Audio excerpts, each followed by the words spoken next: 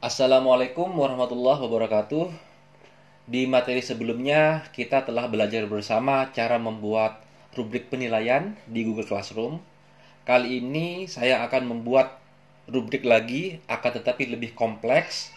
Dan yang di materi sebelumnya kita telah belajar cara membuat rubrik ketika melakukan penilaian speaking atau oral activities. Sekarang kita melakukan penilaian menggunakan rubrik ketika kita menilai sebuah karangan esai seperti biasa, yakni khususnya di teks deskriptif. Di sini saya sudah membuat sebuah tugas, judulnya Composing a Descriptive Text atau mengarang sebuah teks deskriptif, dan instructionnya Anda telah belajar definisi, fungsi sosial, dan generic structure dari descriptive text. Sekarang giliran Anda untuk mempraktekkan dengan mengarang sebuah teks deskriptif berdasarkan karangan Anda sendiri. Pak Edwin telah menyediakan lembar kerja dalam format Google Docs, jadi kalian tidak perlu menulis karangan deskriptif kalian di file lain atau di lembar kerja lain. Pastikan lihat rubrik yang telah disediakan atau yang telah diberikan, jadi kalian tidak salah mengerjakan karangan deskriptif kalian. Instruksinya sudah jelas. Saya meminta kepada siswa untuk mengecek poin-poin atau kriteria-kriteria dari rubrik yang telah saya sediakan. Jadi ini adalah title-nya dan instruksinya. Lalu saya juga telah menyediakan lembar kerja siswa berupa file Google Docs, file kosong, dan saya membuatnya menjadi make a copy for each student. Jadi masing-masing siswa menerima satu lembar kerja siswa. Lanjut poinnya, saya sudah sediakan 100 nilainya. Tapi karena ini latihan, saya hanya tugaskan ke satu orang, yakni saya sendiri. Di sini saya bertindak sebagai diri saya. Nanti kita coba kerjakan tugas ini. Lalu batas akhir waktunya saya anggaplah minggu depan. Sekarang tanggal 18, jadi minggu depan. Lalu topiknya ini opsional, boleh Bapak Ibu buat topik atau tidak. Tetapi demi kerapian dan lebih memudahkan siswa untuk bekerja, maka saya buat topiknya yakni topik descriptive text. Nah, sekarang kita beranjak ke materi inti, yakni saya telah membuat sebuah rubrik yang lumayan kompleks di sini. Rubrik penilaiannya lumayan lengkap. Saya buka. Jadi ini adalah rubrik yang saya buat. Ada beberapa kriteria yang saya lakukan atau saya buat penilaiannya, yakni di kriteria developing ideas. Anak-anak itu nanti idenya bagaimana, apakah berkembang atau cuma di situ-itu saja ketika mengarang sebuah descriptive text. Terus masalah poin juga ada 5 poin, ada yang 5 paling tinggi, 4, 3, 2, 1. Terus di kriteria kedua ada organizing ideas. Jadi di sini bagaimana siswa itu mengorganize ide-idenya dalam menyusun sebuah teks deskriptif. Poinnya dari 5, 4, 3, 2, 1. Nanti Bapak Ibu cek ini deskripsinya.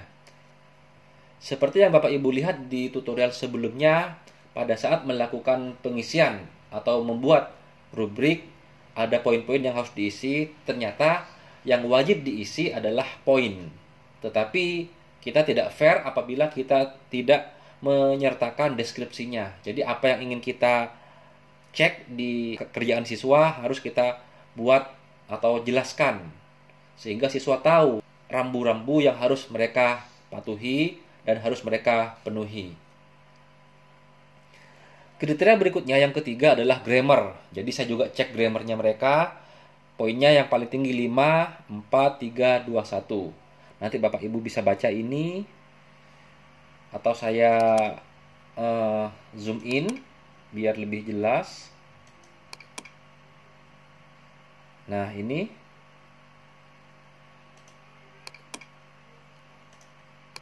saya kembali ke atas.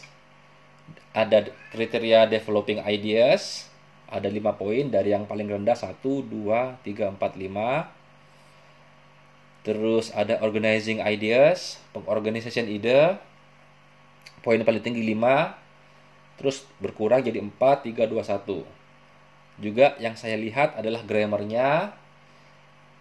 Yang ke berapa ini? Yang keempat ya. Developing ideas 1, organizing ideas 2, grammar 3, vocabulary 4, writing rules 5. Jadi ada 5 kriteria yang saya nilai. Jadi lumayan kompleks di sini. Langsung saja saya tutup. Ini bagian cek plagiarism saya tidak gunakan karena nanti saya lakukan atau ambil dari internet saja dulu untuk latihan ini. Jadi saya tidak gunakan cek plagiarism. Langsung saya tugaskan ke siswa. Oke, tugas sudah berhasil didistribusikan. Kita langsung saja buka di browser di mana saya bertindak sebagai siswa. Saya buka.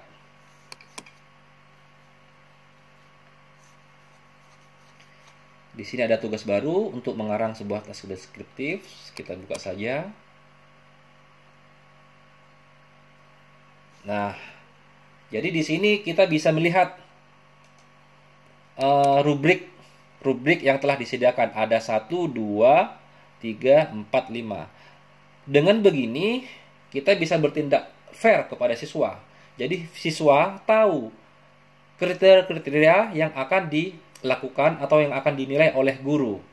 Misalnya developing ideas, organizing ideas, mereka harus bagus semua di grammar, di vocab, maupun di aturan penulisan. Jadi masing-masing ini poinnya 5, ada 4 poin penilaian. Kita bisa expand di sini, jadi anak-anak tahu kira-kira penilaiannya apa saja yang akan dilakukan oleh guru. Cara mengisinya karena telah disediakan lembar kerjanya, kita tinggal buka saja file yang sudah disediakan oleh guru. Oke, saya coba misalnya sudah menyiapkan karangannya. Saya Ctrl V. Ini karangannya. Nah, setelah itu kita tinggal, karena sudah otomatis tersimpan, kita tutup saja. Kita cek lagi apakah tersimpan. Dan ternyata sudah tersimpan. Kalau begitu, kita tinggal serahkan ke guru. Kita langsung klik serahkan. Klik serahkan. Di sini saya sudah berhasil menyerahkan. Langsung kita cek di browser di mana saya bertindak sebagai guru.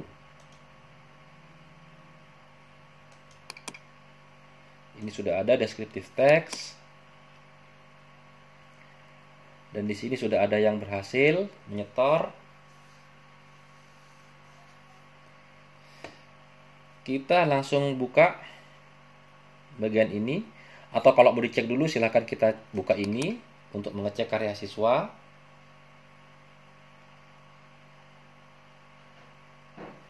Nah, ternyata di bagian kanan sudah muncul rubrik yang telah kita buat. Jadi bisa dari sini kita lihat karya siswa langsung kita isi, atau juga kita bisa buka dari sini. Nah, di sini sudah disediakan ada developing ideas, organizing, dan lain-lain. Oke, misalnya kita sebagai guru kita cek dulu karangan siswa. Kalau sudah selesai misalnya, kita langsung memberikan penilaian di sini. Di masalah developing ideas, kita mau beri nilai berapa? Kita tutup saja. Jadi ini poinnya 5, 4, 3, 2, 1. Misalnya di masalah developing ideas, kita beri poin 4 misalnya. Maka nilainya di sini 16 masih. Lalu di masalah organizing ideas, kita beri nilai 3. Masalah grammar, kita beri nilai 5. Masalah vocab, kita beri nilai 5. Terus writing rules, kita beri nilai 3 misalnya. Sekarang kita lihat total nilai yang didapat oleh siswa. Nilainya otomatis jadi 80. Tetapi di sini kita juga bisa mengubahnya menjadi 85 atau 90. Kita bisa mengubahnya lagi. Tetapi di bagian rubrik sudah menyediakan secara otomatis kira-kira nilai siswa itu berapa. Dengan begitu penilaian jauh lebih objektif daripada kita sekedar mengira-ngira nilai dari atau karya dari siswa ini.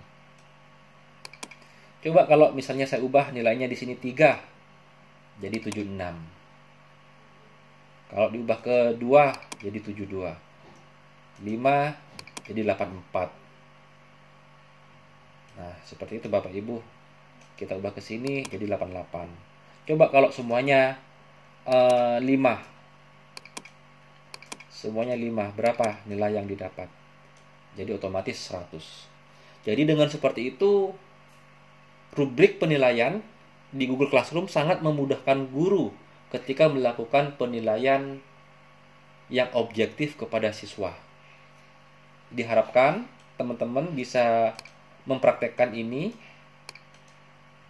sehingga anak-anak bisa tahu hal-hal apa saja, kriteria-kriteria apa saja yang harus mereka penuhi dalam menyusun sebuah teks. Apabila sudah finish, misalnya kita sudah maksimal sudah 84 atau kita bisa genapkan ke 85, lalu kita klik return. Klik return. Dan penilaian menggunakan rubrik telah berhasil. Semoga tutorial ini bisa bermanfaat buat Bapak Ibu, memudahkan Bapak Ibu bekerja, dan semoga apa yang saya sampaikan bermanfaat. Kurang lebihnya saya mohon maaf. Terima kasih dan wassalamualaikum warahmatullahi wabarakatuh.